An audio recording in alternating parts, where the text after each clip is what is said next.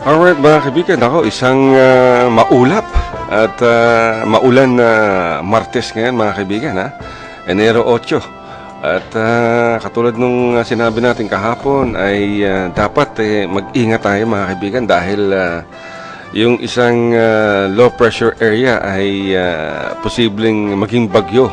At kaya't ngayon pa lamang ay mula kahapon ay panay-panay na ang ulan at napakalawak nitong low pressure area mga kaibigan dahil sakop nito ang hindi lamang ang Mindanao kundi malaking bahagi ng Visayas at Luzon. Kailangan pag-ingatan natin. Muli pinapaalahanan natin ang ating mga kaibigan, mga kapatid dyan sa mga naninirahan sa mga baybaying dagat at sa mga paanan ng bundok.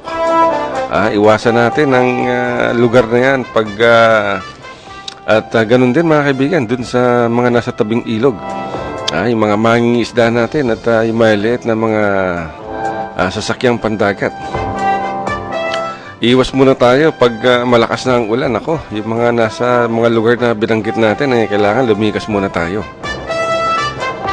upang makasiguradong ligtas tayo sa kapahamakan. Dahil pag may malakas na ulan at ang problema dyan ay yung landslides at yung flash floods, pinapaalahan natin muli yung mga naninirahan sa mga kabundukan, sa mga paanan ng bundok, sa mga lugar matatarik ang bangin, baybaying dagat, tabing ilog, mag-ingat tayo at pag todo na yung ulan, likas na kagad bago pa man umulan at lagi nating pakinggan sa radyo at panoorin sa telebisyon ang balitang may kinalaman sa ating klima, sa ating weather. At yung bagyo, yung low pressure area, pag tuluyan ng naging bagyo to ay papangalanan tong Bising. Pero ang Japan mga kaibigan, yung kanilang Weather Bureau ay sinabing kahapon pa, sinabi na nilang kinlasify na nila bilang isang bagyo itong low pressure area na nasa ating bansa. Pero sa kabilang banda mga kaibigan, alam nyo ba na Masbate sa may Bicol region ay nakuha na-recover ng mga mangingisda ang isang aerial target drone na ginamit ng US Navy. Pero nakakapagtaka mga kaibigan, hindi nila malaman kung bakit napunta dyan sa itong US Navy aerial target drone sa karagatan ng Masbate sa Bicol region. Makikita niyo mga kaibigan yung larawan nitong drone o itong unmanned aircraft, unmanned aerial vehicle na kulay pula. Nandiyan yan sa Facebook. Nakita natin sa Facebook account ng Tikaw Island. At doon ay 6 na larawan nitong naturang aerial target drone ang nakunan ng larawan nitong si Bok Barsaga. At doon ay makikitang inilipat ito sa isang maliit na bangka matapos na makitang palutang-lutang andyan sa karagatan ng Masbate, partikular andyan sa may bayan ng San Jacinto. Nabatid natin mga kaibigan na itong drone ay tinawag na BQM-74 Chukar at gawa ito ng Northrop. Itong Northrop mga kaibigan ay isang malaking kumpanya to na kilalang gumagawa ng mga military aircraft at iba pang mga missiles. At itong natagpuang aerial target drone ay kalimitang ginagamit mga kaibigan sa military exercises. At maaari itong idispatcha mula sa ere sa isang eroplano, sa barko, o kaya ay sa kalupaan. At remotely operated to mga kaibigan, at maaaring lumipad to ng hanggang 40,000 feet ang taas. Hanggang ngayon ay nag-iimbestiga pa rin ang mga otoridad mga kaibigan kung bakit merong aerial target drone dyan sa karagatan ng Masbate. Samantalang wala namang joint military and exercises ang ating bansa at ang Amerika. Ang pagkakaalam natin, ang huling military exercises na ginawa sa Bicol region ay noong 2009. At yan ang huling military exercises sa pagitan ng Amerika at ng ating bansa sa Bicol region mga kaibigan ng 2009.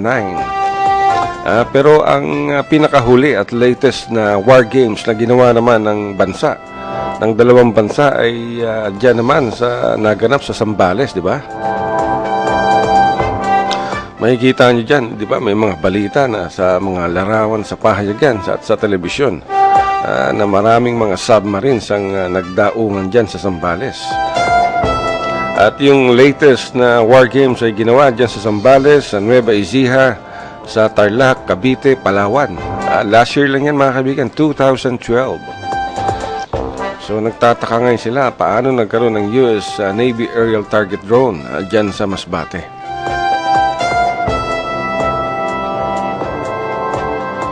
Ayon sa mga iba't ibang sources mga kaibigan ay itong aerial target drone ay ginagamit bilang isang realistic aerial target na maaaring mag-simulate ng enemy threats. Kunyari, palabasin nilang sa war games mga kaibigan, itong drone na to siya ang mistulang missiles na ginagamit upang matrain ng husto yung mga gunnery, yung mga gunnery soldiers na kasama dyan sa naturang mga war games. At ginagamit din yan mga kaibigan sa missile training exercises. At ito kasing aerial target drone mga kaibigan ay maaaring magamit to muli. Recoverable to. Kaya't lagi nilang paulit-ulit na nagagamit itong naturang drone. At ayon naman sa kapulisan mga kaibigan sa Masbate ay wala silang nakitang mga warheads o walang dalang mga bala itong aerial target drone. Dahil pagtapos na to maaaring mabawi ito, ma-recover dahil meron tong parachute na nagdi-deploy. At itong parachute na nagdi-deploy ay kontrolado rin to mga iba ng mga kaibigan ng remotely. Kung sino man ang nakatoka dun sa exercises na yan. At meron tong flotation kit at kung kaya't posible na ma-recover talaga ito dahil lumulutang siya. Pero alam niyo ba mga kaibigan, itong gantong klaseng aerial target drone ay maaaring lagyan to ng mga ng mga special warheads. At itong warheads na to talagang magagamit to bilang opensiba kung sakasakali. Pero usually itong warheads na ikinakabit dito mga kaibigan ay yung tinatawag na special telemetry. Special telemetry warheads. Ito ang kapalit ng mga matitinding explosives na nakikita natin sa mga missiles or missile. At ito kasi pag tumama dito, sasabog to kung asintado yung mga nasa gunnery. Pag binaril nila itong aerial drone, sasabog yung kanyang special telemetry warheads. at mawawasak. Pero usually yung gunnery systems naman gumagamit ng mga non-explosive dummy munitions dahil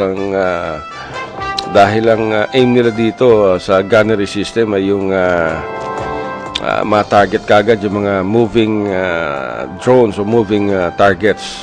Ito, masira nila yung mga moving targets at malaman ang kanilang kagalingan sa totoong giyera, ika nga kung may dumating na mga missiles. Pero hanggang ngayon mga kaibigan, hindi pa rin malaman kung paano ito napunta dyan. Anyway, ito naman kukunin kagad ng siyempre ng US authorities dahil pag-aari nila yan. Pero dapat siguro wag nang ibigay yan ng pamahalaan ng Masbate. Ilagay nila sa isang museum at doon ay mabatid na mga mamayan kung ano ang uri itong aerial target drone.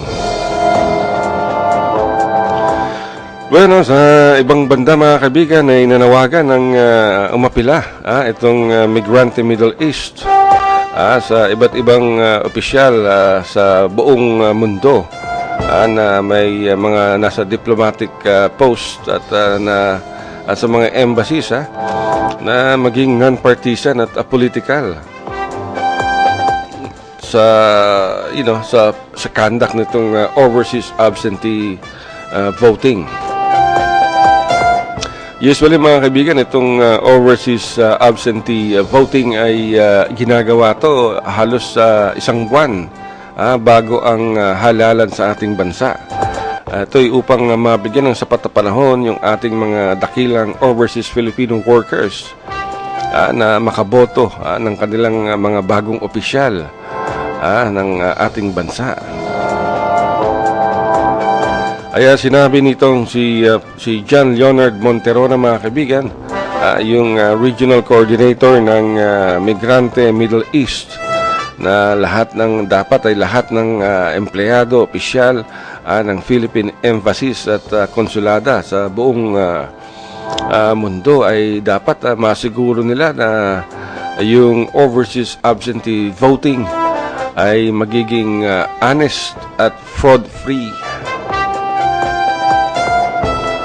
Tama nga naman dahil mahirap na maging madaya yung boto ng mga ating dakilang OFWs na nagpapakahirap magtrabaho sa ibang bansa upang mabigyan ng magandang kinabukasan ng kanilang pamilya dahil walang sapat na trabaho sa ating bansa.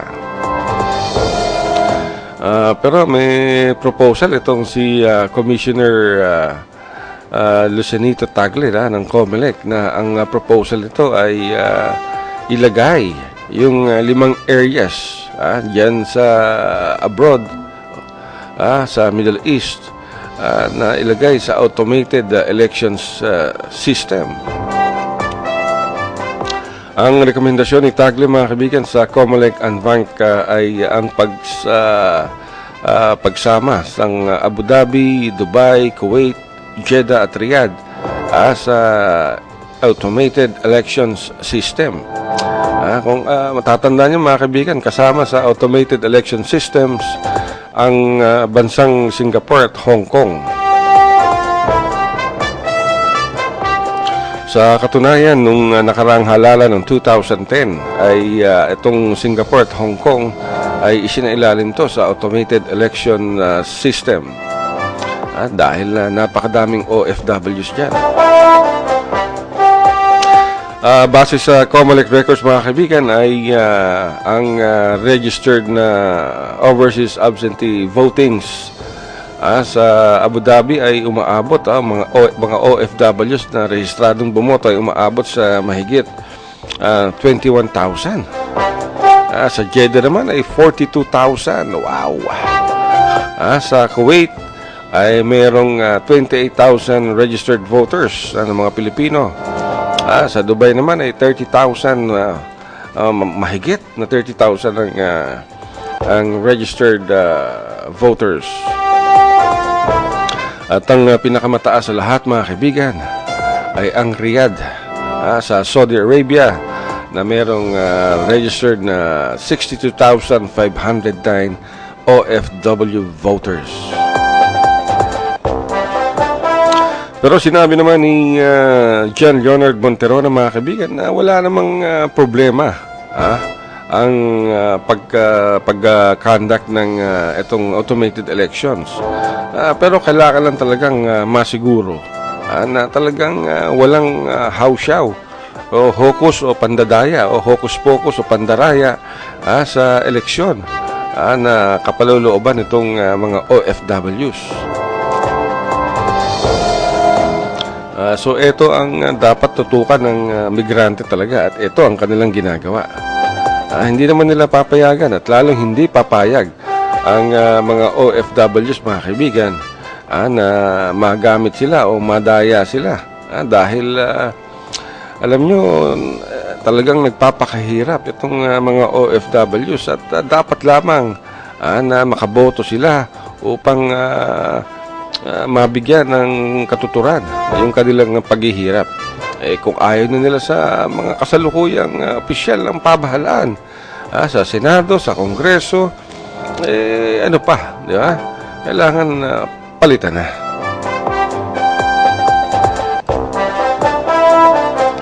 So yan ang appeal. Yan ang appeal nitong si John Leonard Montero, ang Regional Coordinator ng Migrante Middle East.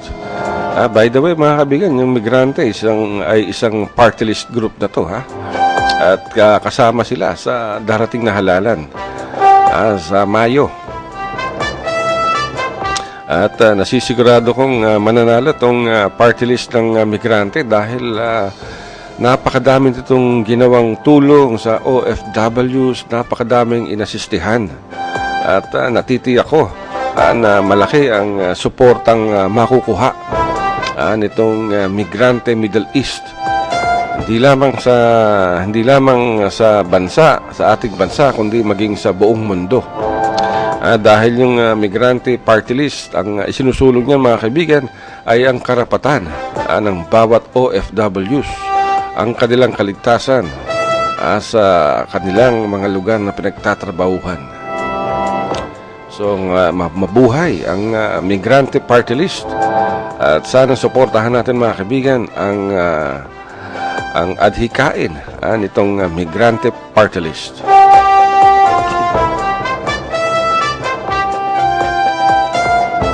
Pero mga kaibigan, pakinggan nyo kahapon yung ating pinag-uusapan na nag-shootout dyan sa di umano'y shootout na nangyari dyan sa Quezon Province, na kung saan kabilang sa nasawi, mga kaibigan, yung hepe ng Intelligence Division ng Police Regional Office dyan sa may Mimaropa. Ito yung rehiyon dyan, at ang nakatira sa kanila ay yung mga Police Regional Office naman ng Calabarzon. Nako. Ang version dito ng pulisya ay nakatanggap sila ng tip na merong dalawang sasakyan na Montero na may lula ng mga armadong kalalakihan at mga hold-upper, gun for hires, di umano. At ang sinabi pa ng pulisya ay nung malapit na sa checkpoint ay hindi raw tumigil itong dalawang Montero, at niratrat daw yung mga pulis na nasa checkpoint. Nako. Alam nyo, malalim to, mga kaibigan. Isipin nyo naman, kung nakita na ng mga nasa loob ng Montero yung checkpoint, bakit tutuloy pa sila? Di ba? Maari naman silang magpreno at umatras kung talagang totoong masasamang loob sila. Ang nangyari dito, baka hindi pa nakakarating sa checkpoint yung Montero, niratrat na ng mga pulis dahil sa natanggap nilang intelligence report na mga hold-upper ang nasa loob nito. Pero hindi nila alam na may mga opisyal ng pulisya ron, ako. At meron pang opisyal ng ISAF o yung Intelligence Service ng Armed Forces of the Philippines.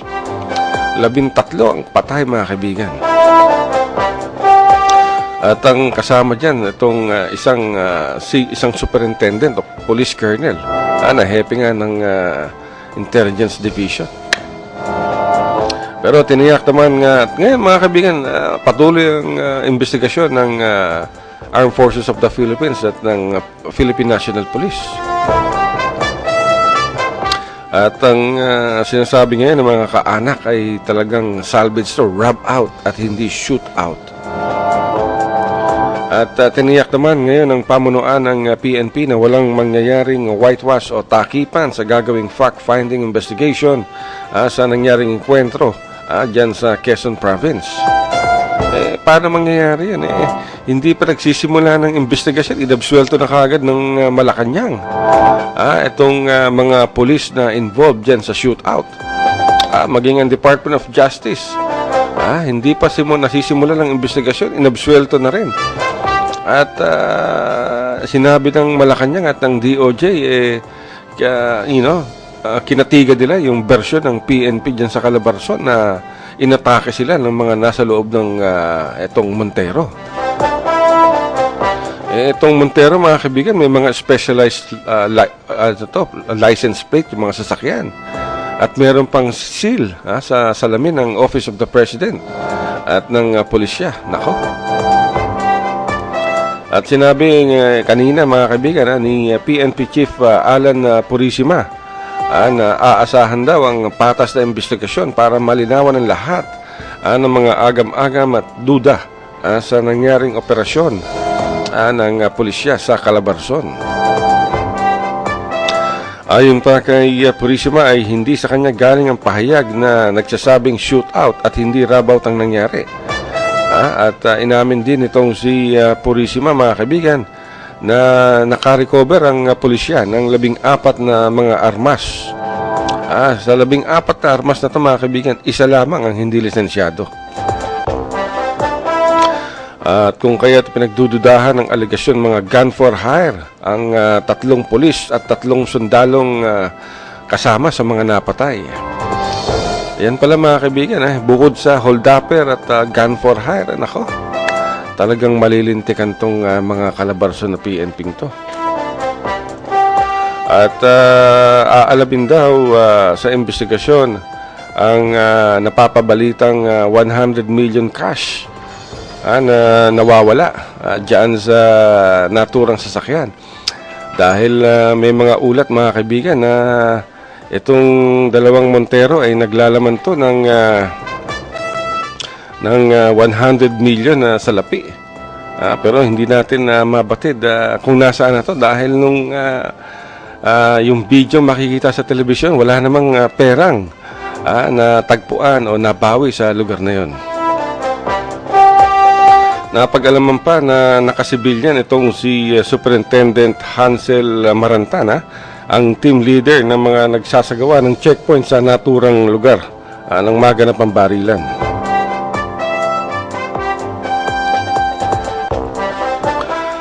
Napakahirap nitong problema, mga kaibigan, dahil sa batay sa mga naglalabasang media reports ay agawan ng teritoryo di umano sa Weteng ang dahilan ng enkwentro, lalo pat kasamang napatay itong si Big Seaman na kilalang Weteng operator sa Southern Luzon.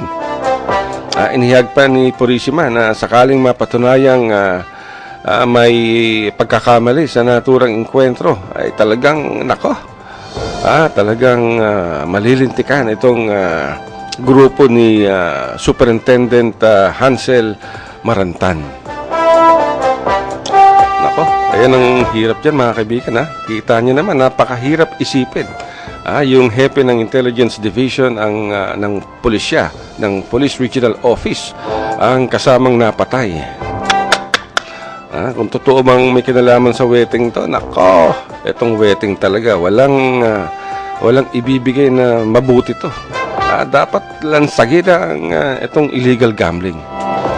Bueno, mga kaibigan, kahapon pinag-uusapan natin yung iba pang mga balita, lalo na yung ginawang media ban ng Western Mindanao Command na ayaw ipakover yung New Year's call dito kay General Ray Ardo. At may mga reklamo tayong natanggap mula sa ating mga kapatid sa hanap buhay. na hindi umano sila pinayagang mag-cover. Bagamat itong New Year's Call ay tradisyonal na kino-cover to ng media. Dahil dito na-interview ng mga manunulat ang iba't ibang commander sa buong Western Mindanao.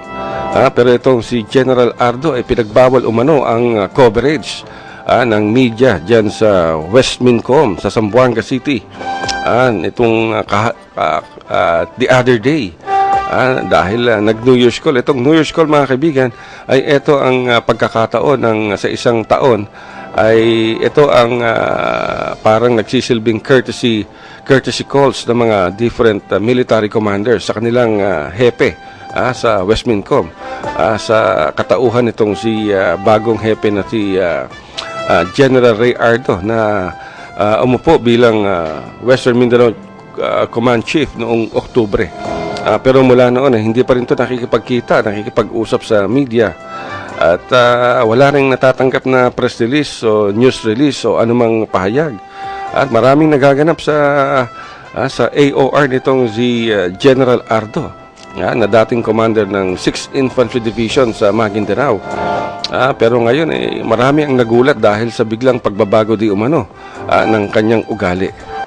Pero ayon naman sa mga ibang media sa Maguindanao ay mabait di umano itong si Ardo at hindi lang natin malaman kung ano ang naganap dito sa West Mincom at kung kaya't nagkakaroon ng problema ngayon ng media upang makakuha ng impormasyon yung mga nagko-cover sa military defense. Tignan natin kung ano magiging kalalabasan nito at kung magbibigay ba ng pahayag o ano ang paliwanag ang gagawin ni General Ray Ardo. Sana one day maimbitahan natin. At ngayon nasa studio natin yung isang taga Western Mindanao Command sa PIO. Tignan natin kung anong kanilang reaksyon sa balita natin kahapon. Pero nagpapasalamat tayo sa ating mga supporters, sa ating mga readers at sa ating mga advertisers, sponsors at mga partners dito sa Mindanao Examiner Teleradyo.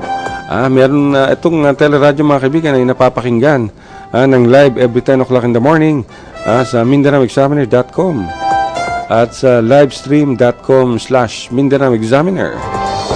At napapakinggan din ito sa Mindanao Examiner Television Channel 54 sa Zamboanga City at sa Mindanao Examiner Television Channel 63 sa Kismet Cable at Pagadian City Cable. Diyan naman sa Zamboanga del Sur. Of course, sa Basilan.